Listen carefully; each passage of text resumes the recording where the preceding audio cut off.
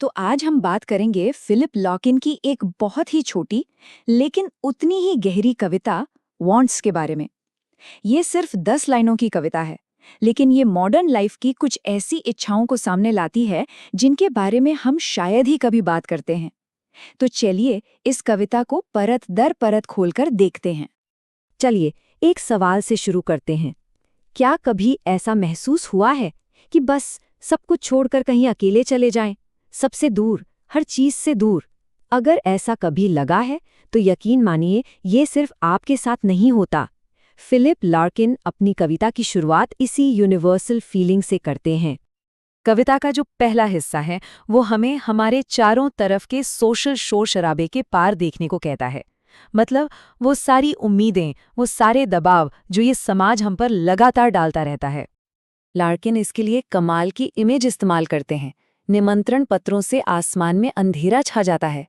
जरा सोचिए, ऐसा लग रहा है जैसे सोशल ऑब्लिगेशंस काले बादलों की तरह हैं जो हर तरफ से हमें घेर रहे हैं और उनसे बचना भाई लगभग नामुमकिन है। और ये प्रेशर सिर्फ पार्टियों या फंक्शंस तक ही नहीं है। लार्किन कहते हैं कि हमारे जो प्राइवेट रिलेशनशिप्स हैं वो भी इससे बचे हुए नहीं हैं। जब वो लिखते हैं हम सेक्स के छापे हुए निर्देशों का पालन करते हैं, तो उनका इशारा इसी तरफ है कि समाज ने प्यार और रिश्तों के लिए भी मानो एक स्क्रिप्ट तैयार कर दी है जिसे हम बस फॉलो करते जाते हैं। और फिर ये दिखावा, ये प्रेशर परिवार तक आ जाता है। परिवार की तस्वीर झंडे के नीचे खींची जाती है। ये लाइन उस दबाव को दिखाती है जहां हमें दुनिया के सामने एक परफेक्ट, खुश और देशभक्त परिवार होने का नाटक करना पड़ता है। तो इतने सारे सोशल ड्रामा और प्रेशर के बीच आखिर इंसान की असली इच्छा क्या है?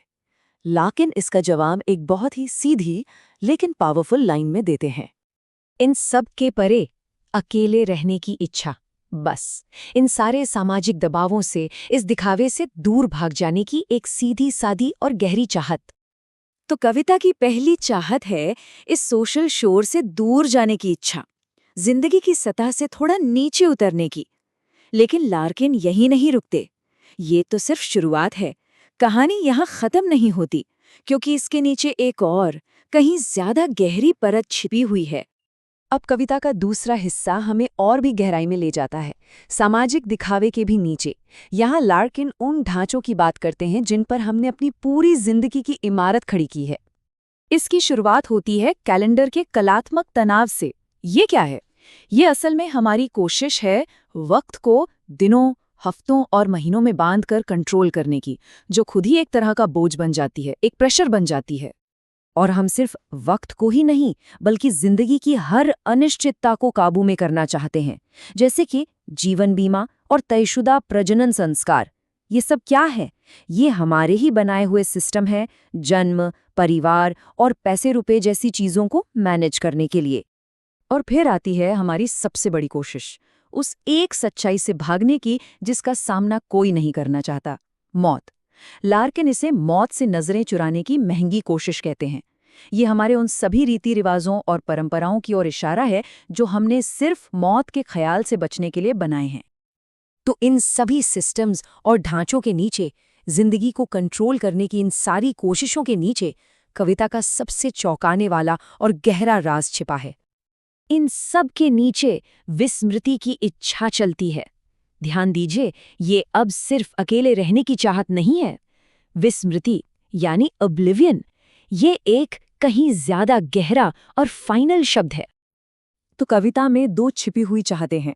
पहली, अकेले रहने की इच्छा, जो कि सोशल प्रेशर का एक रिएक्शन है, और दूसरी, विस्मृति की इच्छा, जो कि खुद जिंदगी, इस अस्तित्व का ही एक रिएक्शन है।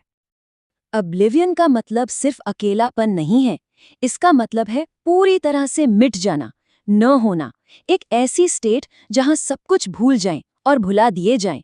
ये शून्यता की चाहत है। तो जरा सोचिए कि लार्किन हमें किस सफर पर ले गए हैं। हम सामाजिक दबावों की सतह से शुरू करते हैं, फिर अकेलेपन की इच्छा तक पहुंचते हैं। उसके बाद जिंदगी के बनाए हुए ढांचों को पार करते हुए आखिर में हम अस्तित्व की सबसे गहरी इच्छा यानी कुछ ना होने की इच्छा पर आकर रुकते हैं। लेकिन कि ये आखिरी लाइन हमें एक बहुत गहरे सवाल के साथ छोड़ जाती है। क्या ये सिर्फ एक निराशावादी सोच है, या फिर हमारे अस्तित्व की, हमारे होने की, ये वो अनकही सच्चाई है जिसे हम स्वीकार करने से डरते हैं।